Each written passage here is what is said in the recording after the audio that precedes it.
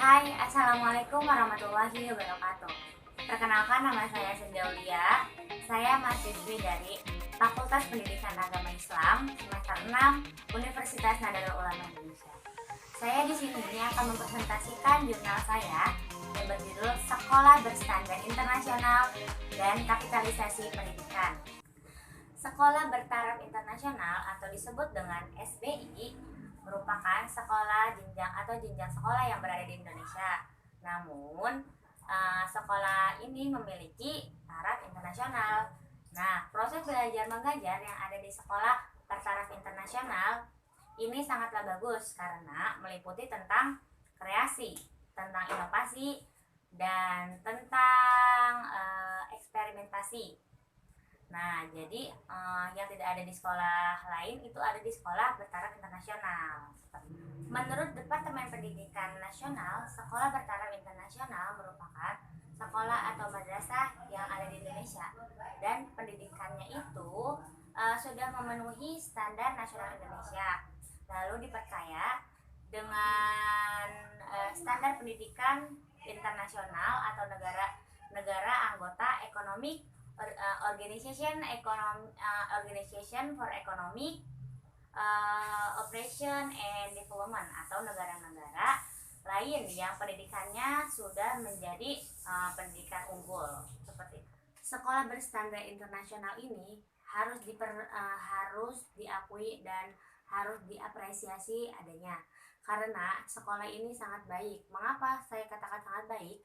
Karena sekolah berstandar internasional ini sekolah ini di dalamnya meliputi tentang kreasi, tentang inovasi, dan tentang eksperimentasi yang tidak ada di sekolah lain dan di sekolah ini ada. Namun, sekolah berstandar internasional ini memiliki kesenjangan di antara masyarakat. Mengapa saya katakan demikian? Karena sekolah berstandar internasional ini mulai dari sarana prasarana yang baik, mulai dari guru-gurunya yang berkualitas, itu sangatlah mahal bagi kalangan orang-orang biasa. Nah, jadi menimbulkan kesenjangan antara kaum kaya dan kaum miskin. Karena sekolah berstandar internasional ini rata-rata yang masuk di sekolah berstandar internasional ini adalah orang-orang yang memiliki ekonomi yang sangat baik. Sedangkan orang-orang biasa atau orang-orang yang ekonominya sangat rendah tidak bisa masuk ke sekolah ini. Mengapa saya katakan demikian? Karena sekolah berstandar internasional ini mulai dari kualitas, kuantitas, sarana dan prasarana itu sangat baik. Kualitas guru pun sangat baik di sekolah berstandar internasional ini. Guru-guru banyak yang dari luar negeri. Nah, sekolah berstandar internasional ini kebanyakan dihuni oleh kaum-kaum elit, sedangkan kaum-kaum dengan ekonomi yang rendah jarang ada di sekolah ini karena memang sekolah ini dari mulai pembayarannya itu sangat mahal. Jadi kaum elit dengan mudahnya masuk ke sekolah berstandar internasional ini. Pemisah sekolah berdasarkan status sosioekonomi ini sangatlah ketara, terutama di daerah-daerah perkotaan.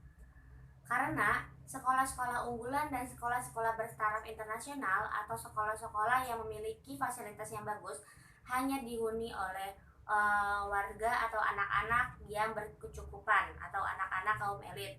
Sedangkan anak-anak yang dari keluarga kurang mampu ini hanya bisa bersekolah di sekolah-sekolah yang sangat tidak layak, yang sekolahnya itu sarana dan prasarananya sangat tidak layak.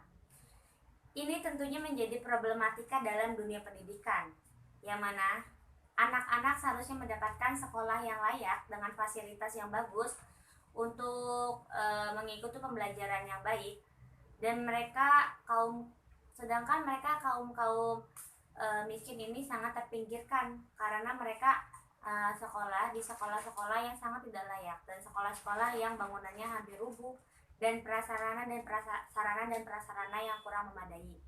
Seharusnya pemerintah ini bertanggung jawab. Mengapa saya katakan seperti itu? Seharusnya pemerintah bertanggung jawab atas dunia pendidikan. pemerintah harus meninjau sekolah-sekolah yang ada di negeri ini. Karena semua anak negeri patut untuk mendapatkan sekolah yang layak. Mereka adalah penerus bangsa. Mereka harus mendapatkan pendidikan dan sekolah yang layak. Karena mereka merupakan generasi penerus bangsa yang harus berintelektual dan harus berpendidikan yang bagus.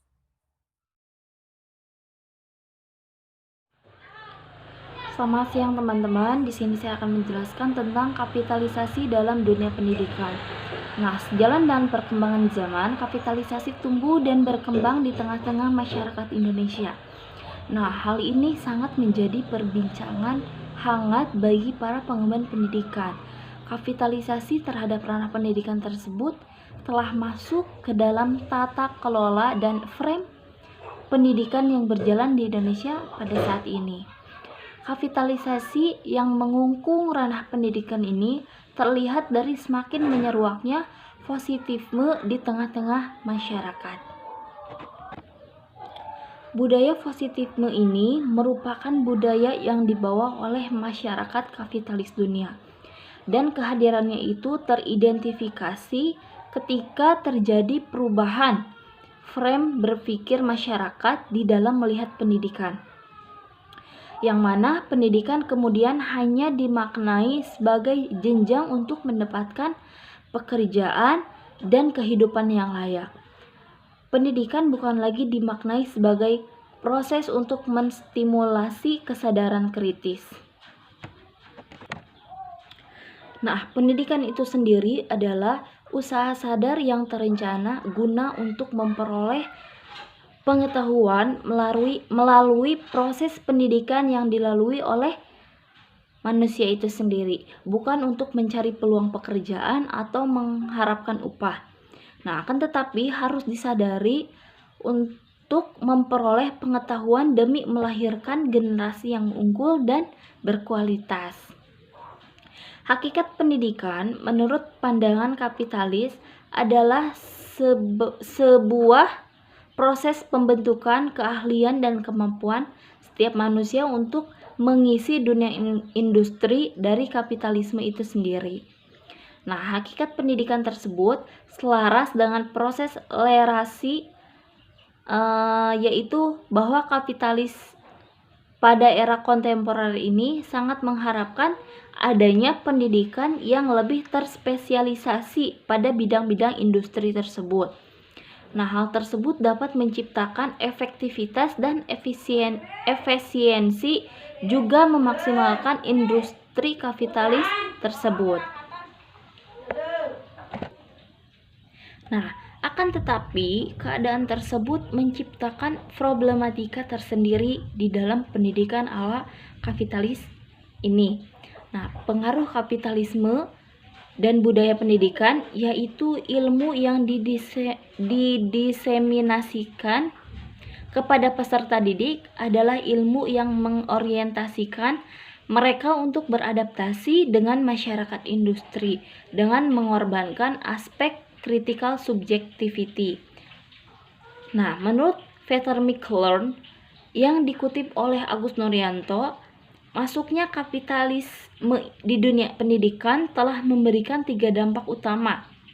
Nah, yang pertama di sini ada hubungan antara kapitalisme dan pendidikan urban telah menyebabkan praktek-praktek sekolah yang lebih mendukung kontrol ekonomi oleh kelas-kelas elit.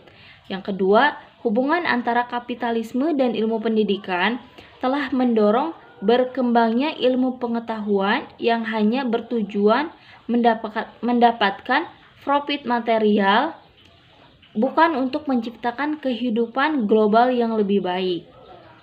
Yang ketiga, perkawinan antara kapitalisme dan pendidikan serta kapitalisme dan ilmu pengetahuan telah menciptakan pondasi bagi ilmu pendidikan yang menekankan nilai-nilai kooperasi dengan mengorbankan nilai-nilai keadilan sosial.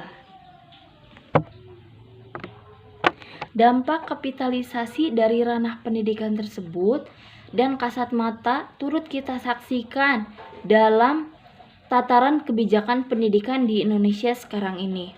Nah, melihat peliknya permasalahan dari kapitalisme pendidikan ini, secara langsung telah membubarkan fitrah manusia dan hakikat pendidikan, sebagaimana yang telah diungkapkan oleh para kaum eksistensialis, marxis, dan humanis. Baiklah, terima kasih telah meluangkan waktunya untuk menyaksikan video ini.